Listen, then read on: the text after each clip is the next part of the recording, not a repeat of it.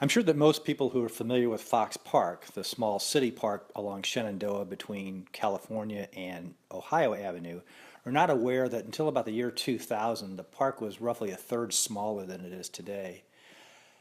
At the west end of the park along California, there had been a small grocery store called the Super Tru-Buy. That store had been in the neighborhood for a long time, and no doubt it had served the community well over the years.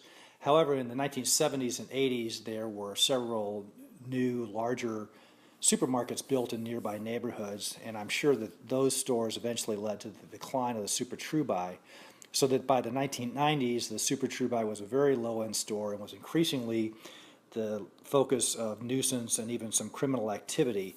There was a payphone on the parking lot, and back in the days before everybody had a cell phone, the payphones were the main means of communication for local drug dealers. And in fact, in the late 90s, there was a murder at the payphone on the parking lot of the Super Tru-Buy. The business subsequently shut down in part due to some strict code enforcement by the city of St. Louis. In early 2000, we at DeSales learned that the property was going to be put up for sale through a local broker. We contacted 7th Ward Alderwoman Phyllis Young, and she engaged the city's Operation Impact to provide funds to purchase the property. We wrote a contract to purchase the property for $90,000 and closed in the summer of 2001 and immediately donated the property back to the city.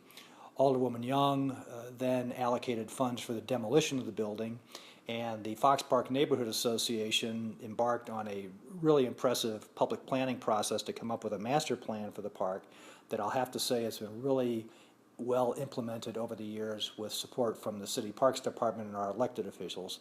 And today, Fox Park is a stronger community asset than it's ever been.